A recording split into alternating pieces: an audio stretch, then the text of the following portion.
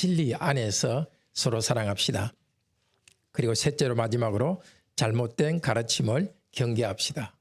이 시간 성령님께서 우리가 진리 안에서 사랑하는 사람으로 점점 변화시켜 주시기를 바랍니다.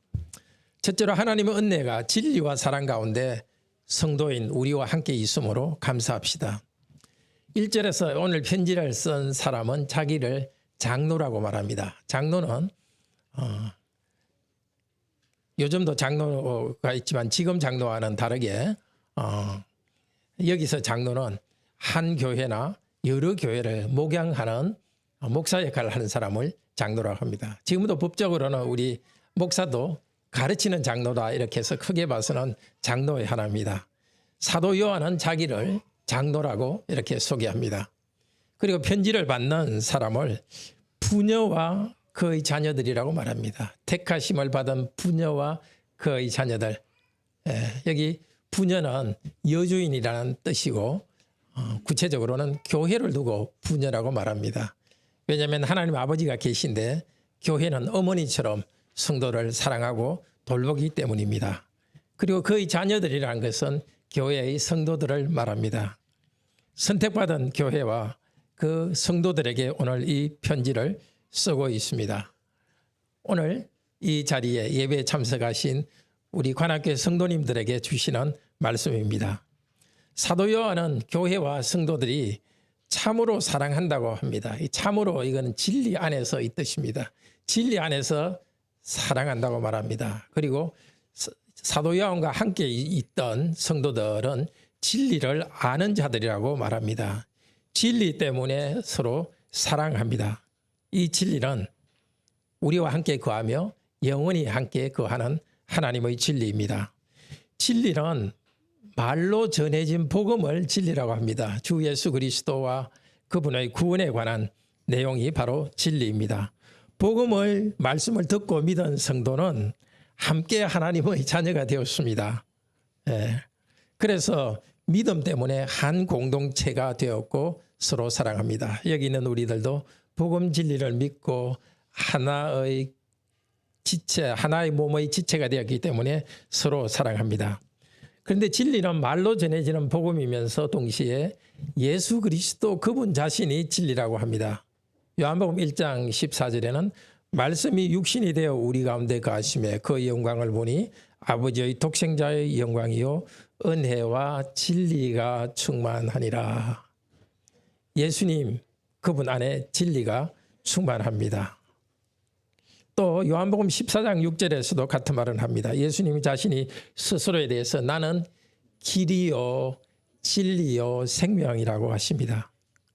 예수님께서 진리인 이유는 하나님이 어떤 분인지 사람으로서는 알 수 없는데 예수님 그분께서 하나님이 어떤 분인지를 다 나타내주는 하나님이 어떤 분이고 하나님의 뜻이 무엇인지를 그 진리를 다 계시해 주시기 때문에 알려주시기 때문에 이 아들 하나님도 진리라고 말합니다.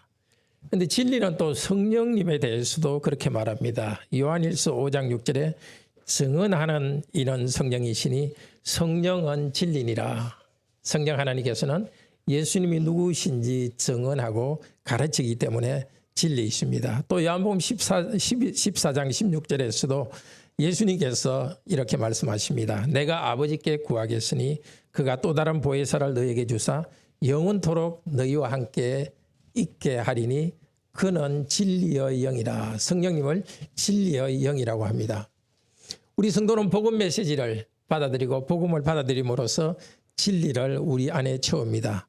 복음과 함께 진리이신 그리스도께서 우리와 함께 하십니다. 지금 이 시간도 복음을 듣는 이 시간 우리 예수님께서 우리와 함께 하십니다. 또 진리이신 성령님께서 우리와 함께 일하여서 사랑할 수 있도록 힘을 주십니다. 복음 진리를 계속 들읍시다. 진리를 믿음으로 굳게 잡읍시다. 그리스도와 성령님께서 교회의 지체들 안에 영원히 거하여서 우리가 사랑할 수 있도록 힘을 주실 것입니다.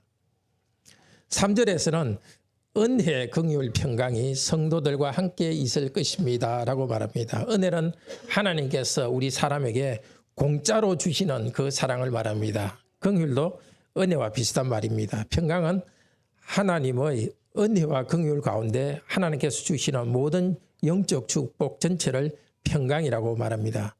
하나님은 그분의 백성을 향해서 기꺼이 은혜를 베푸시고 기꺼이 죄를 씻으면서 축복하십니다.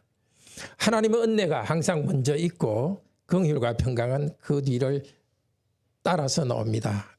은혜와 긍휼과 평강은 어디로부터 나옵니까? 하나님 아버지로부터, 또 아버지의 아들 예수 그리스도로부터 은혜와 긍휼과 평강이 나옵니다. 하나님께서 은혜와 긍휼과 평강을 구체적으로 나타내 주시는 것이 바로 진리와 사랑입니다. 요한복음 1장 17절에서 이렇게 말합니다. 율법은 모세로 말미암아 주어진 것이요 은혜와 진리는 그리스도로 말미암아 온 것이라. 그리스도께서 진리의 복음 말씀을 우리에게 계시해 주시고 우리가 복음을 선포할 때 그리스도께서 진리를 나타내십니다. 또 요한복음 15장 9절에서는 아버지께서 나를 사랑하신 것 같이 나도 너희를 사랑하였으니 나의 사랑 안에 거하라. 하나님께서는 진리의 말씀을 주시고 우리를 사랑하셨습니다. 하나님의 긍휼과 은혜와 평강이 교회 가운데 진리와 사랑으로 나타납니다. 하나님 아버지와 아들 예수 그리스도로부터 이 삼중복 은혜와 긍휼과 평화가 옵니다.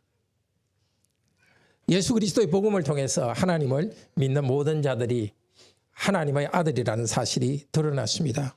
복음 진리는 신자들을 사랑으로 인도합니다. 우리가 복음을 들을 때 하나님과 예수 그리스도께서 우리에게 베풀어 주시는 사랑이 얼마나 풍성한지를 우리는 깨닫게 됩니다. 은혜와 긍휼과 평강이 진리 가운데 우리와 함께 있는 것은 도대체 구체적으로 무엇을 두고 말할까요? 은혜와 평강이 진리와 사랑 가운데 우리 가운데 있는 것이 도대체 무엇을 이야기할까요? 그것은 바로 성육신 하신 것을 말합니다. 하나님께서 사람이 되셔서 사람들 가운데 거합니다. 우리의 죄에 대한 징벌을 대신 받으셨습니다. 예수님을 믿는 우리의 죄를 용서해 주셨습니다. 그것이 바로 은혜와 긍휼과 평화가 우리 가운데 진리와 사랑을 통해서 오는 것입니다. 우리 죄를 용서해 주셨습니다. 그 크신 은혜로 용서해 주셨습니다. 그것뿐만이 아니라 성령님을 우리 안에 보내주셔서 성령님이 우리 안에 거하셔서 거룩한 하나님의 형상으로 다듬어갑니다. 지금도 우리 교회 공동체 안에서 하나님의 은혜와 긍휼과 평강이 함께 하십니다. 예수님에 대한 복음 진리를 계속 들읍시다. 예배 때 말씀을 듣고 또 가정에서도 매일 성경을 읽는데 힘씁시다. 복음 진리를 통해서 예수님이 하나님이 우리에게 베풀어 주신 사랑이 얼마나 큰가를 계속 깨달아 가기를 바랍니다. 하나님의 진리와 사랑을 풍성히 누리는 관악교회 성도님들이 되기를 바랍니다. 둘째로 하나님의 계명대로 진리 안에서 사랑합시다. 4절에서 사도 요한은 심히 기쁘다고 말합니다. 여러분 자녀들 중에 우리가 하나님께 받은 계명대로 진리를 행하는 자를 보니 내가 보니 기쁘도다. 아마 사도 요한이 이 편지를 쓰는 그 교회, 편지를 받는 그 교회 교인들 중에 몇 사람이 사도 요한에게 방문한 것 같습니다. 그래서 그 형제들이 진리 안에서 살아가는 것을 보고 요한은 기뻤습니다. 그 몇 명뿐만이 아니라 그 방문한 성도들이 속한 교회 전체의 성도들이 진리 안에서 살아가는 것을 사도 요한은 느낄 수 있었습니다. 그래서 그것에 대해서 감사하고 기뻐합니다. 우리 성도들에 대해서도 우리 관악교회 성도들에 대해서도 성령님께서는 기뻐하고 있으리라고 생각이 듭니다. 우리 성도님들이 하나님 말씀을 받고 진리 안에서 걸어가고 있는 것을 칭찬하십니다. 진리를 행한다는 것은 복음에 계시된 그 기준들을 따라 살아가는 것을 말합니다. 그것은 하나님 아버지의 계명을 성취하는 것이기도 합니다. 요한일서 3장 23절은 말합니다. 그의 계명은 이것이니 곧 그 아들 예수 그리스도의 이름을 믿고 그가 우리에게 주신 계명대로 서로 사랑하는 것이니라. 믿고서 예수 그리스도의 이름을 믿고 예수님께서 우리에게 주신 계명, 아버지 하나님의 뜻을 나타낸 그 계명대로 서로 사랑하며 살아가는 것이 바로 진리를 행하는 것입니다. 5절은 말합니다. 부녀여 서로 사랑하자. 부녀는 뭐라 그랬죠? 교회를 여성으로 나타낸 것이 부녀라 그랬죠. 전체 교회에 대해서 말합니다. 사랑하라 이렇게 말하는 게 아니라 사도 요한 자기도 포함해서 우리가 함께 사랑합시다 하고 겸손히 말합니다. 권위를 가지고 쓰지만은 아버지의 따뜻함으로 표현합니다. 예수님이 오심으로써 새 시대가 되었기 때문에 서로 사랑하자는 이 계명이 새 계명일 수가 있습니다. 그러나 서로 사랑하라는 이 계명은 이미 구약 때부터 하나님께서 백성들에게 주신 계명입니다. 레위기 19장 18절에서도 바로 이웃을 내 몸과 같이 사랑하라고 말씀하셨습니다. 예수님께서 서로 사랑하라는 것을 가르쳤고 이 편지를 받는 교회 성도들도 이 말씀에 익숙할 것입니다. 정말 그렇습니다. 그리스도인들은 서로 사랑해야 합니다.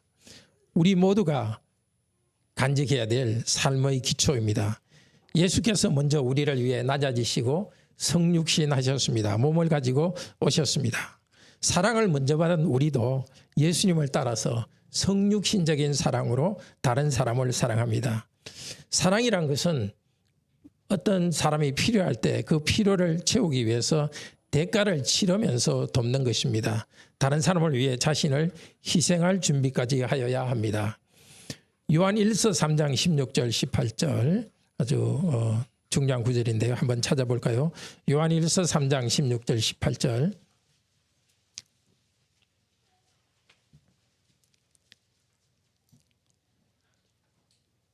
같이 한번 읽읍시다. 요한 1서 3장 16절에서 18절까지입니다. 그가 우리를 위하여 목숨을 버리셨으니 우리가 이로써 사랑을 알고 우리도 형제들을 위하여 목숨을 버리는 것이 마땅하니라. 누가 이 세상의 재물을 가지고 형제의 궁핍함을 보고도 도와줄 마음을 닫으면 하나님의 사랑이 어찌 그 속에 거하겠느냐. 자녀들아 우리가 말로 혀로만 사랑하지 말고 행함과 진실함으로 하자. 형제를 사랑하는 것은 아주 극단적일 경우에는 자기 생명까지 주는 그 상태로 형제를 사랑하라고 말씀합니다. 재물을 가지고 경제적인 필요가 있을 때 성도들을 돕는 것입니다. 행함과 진실함으로 우리가 사랑하자고 말합니다. 이 성육신적 사랑의 특징은 동료 신자들을 향해 내가 먼저 다가가는 것입니다. 이 세상의 재물로 형제를 돕는 일은 우리 성도님들께서 주일에 헌금을 하는 것을 통해서 이 세상 재물을 가지고 형제 자매들을 돕고 있습니다. 또 사랑이라는 것은 개별적으로 교제하면서 실제적 필요를 채워주는 일이고 우리 성도님들이 하고 계십니다. 다른 것보다도 사랑의 가장 기본적인 것은 서로에 대해서 좋은 마음과 위하는 마음과 감정을 가지는 것입니다. 교회에서 반갑게 인사하는 것도 사랑의 중요한 실천입니다. 또 우리 성도들이 함께 말씀 나눔을 할 때 말씀 나눔 모임에서 서로의 이야기를 잘 들어주는 것도 사랑의 실천입니다. 6절에서는 사랑은 그분의 계명을 따라 행하는 것이라고 합니다. 사랑의 여러 가지 측면 중 하나가 바로 아버지의 계명을 따라 사는 것을 뜻합니다. 하나님 아버지를 사랑하면 아버지 하나님께서 주신 그 명령에 순종하는 것이, 계명에 순종하는 것이 당연합니다. 또 우리가 서로를 사랑한다면 서로를 사랑하는 구체적 방법으로 주신 하나님의 계명을 잘 지키는 것입니다. 하나님께서는 우리가 서로 사랑할 수 있는 방법으로서 보여준 것이 바로 십계명입니다. 십계명을 그리고 성경에 나오는 여러 가지 명령들을 통해서 우리에게 가르쳐 줍니다. 서로 사랑하도록 하나님께서 우리에게 구체적인 것들을 가르쳐 주십니다. 사랑은 이렇게 하나님이 정한 그 가이드라인을 따라가는 데서 사랑은 드러납니다. 의무감이나 억지로 하는 것이 아닙니다. 징벌의 두려움 때문에 계명을 지키는 것은 참된 사랑은 아닙니다. 하나님이 나를 사랑하시고 예수님이 나를 사랑하신 그 사랑의 관계가여서 자발적으로 서로를 사랑합니다. 복음 말씀을 듣고 믿었으니 우리도 함께 믿음의 형제된 성도들끼리 서로 사랑합시다. 셋째로 7절에서 11절은 잘못된 가르침을 경계합니다. 7절은 이렇게 시작합니다. 미혹하는 자가 세상에 많이 나왔나니. 원래 이 시작 제일 앞쪽에 왜냐하면이 들어있는데 그 번역은 빠뜨렸습니다. 성경 원문대로 가면은 왜냐하면 미혹하는 자가 세상에 많이 나왔나니 이는 예수 그리스도께서 육체로 온 것을 부인하는 자라. 이런 자가 미혹하는 자요 즉 그리스도니. 요한이 이 편지를 교회에 보낼 때에 사랑과 하나님의 계명을 지키는 일에 꾸준히 머물러 있어야 되는 이유가 있습니다. 그것이 7절에서 왜냐하면 하는 것입니다. 미혹하는 자가 세상에 왔기 때문입니다. 그 당시 유혹하는 자, 미혹하는 자는 성육신을 부인하는 자입니다. 교리에서 그릇된 가르침을 받은 자들이 기독교적인 사랑을 실천하지 않고 교회에 분열을 일으킬까 염려합니다. 그것 때문에 성도들은 하나님의 사랑과 계명에 꾸준히 남아있고 머물러 있어야 됩니다. 예수님 당신께서 거짓 선지자들이 나타날 것을 오래전에 예언을 했고 이미 그 예언대로 거짓 선지자들이 일어났고 교회 안에 그 영향을 주고 있었습니다. 다양한 그룹들이 초대교회에 기독교라는 이름을 내세우며 교회를 흔들었습니다.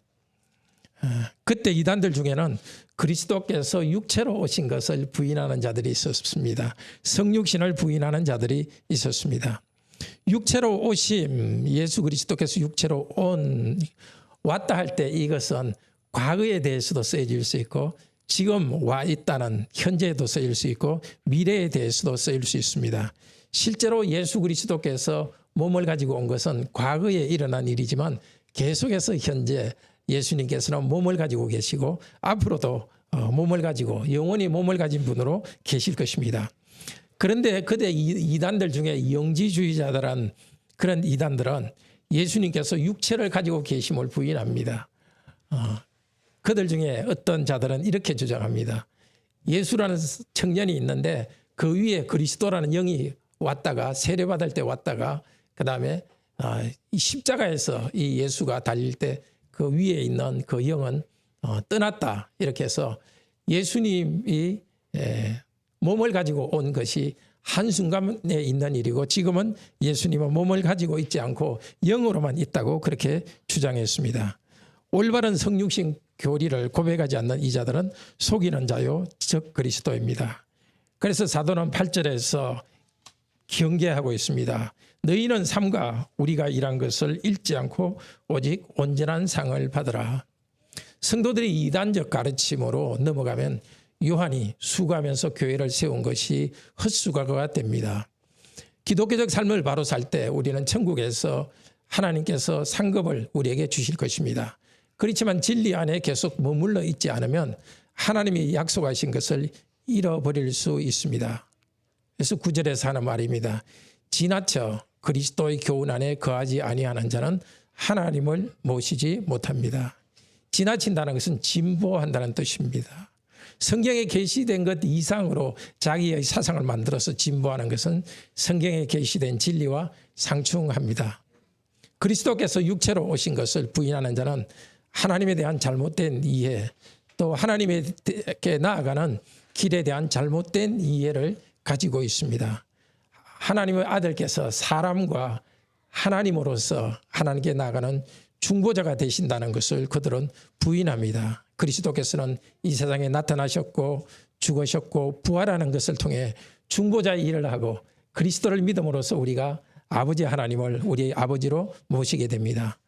성경의 교훈에 바로 거할 때 우리는 아버지와 아들을 모십니다. 아버지와 아들을 우리의 신으로서 우리는 모십니다. 주님을 따라갈 때 그것이 가능합니다. 주님을 따라가고 주님을 공경하고 가르침에 순종하고 말씀에 붙여 있고 그러면서 주인의 길을 자신의 길로 삼는 것이 우리가 가져야 될 삶입니다. 그런데 요한복음 6장 28절 29절에서 사람들이 예수님께 물었습니다. 어떻게 하여야 하나님의 일을 할 수 있는지를 물었습니다. 그때 예수님께서 대답하시기를 하나님의 보내신 일을 믿는 것이 하나님의 일이다. 우리가 할 일은 예수 그리스도를 하나님의 아들로 믿는 것과 그리고 동시에 그분의 가르침에 순종하여 행동하는 것입니다. 그렇게 할 때 아버지 하나님을 우리의 아버지로 모실 수 있습니다.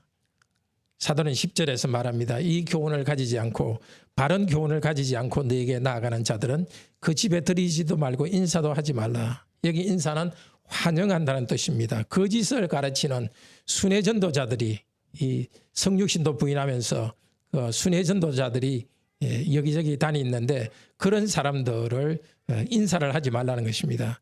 인사라는 실제 인사를 하지 말라는 것보다도 환영하면서 받아들이는 것을 말합니다. 환영하며 받아들이는 것은 거짓 것을 가르치는 순회 전도자를 환대하는 것입니다. 그것은 그들의 악한 일에 참여하는 것입니다.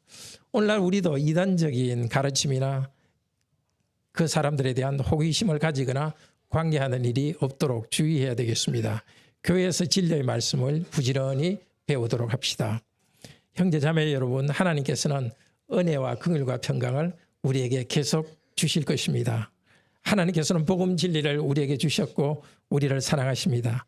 진리 대신 우리 예수님께서 하나님의 뜻을 계시해 주셔서 우리에게 말씀을 주십니다. 예수님께서는 그분의 생명을 희생하여서 우리 죄를 용서하셨습니다. 성령께서 우리를 거룩한 하나님의 형상으로 회복해 가십니다. 우리도 하나님의 계명에 순종하여 서로 사랑하도록 합시다.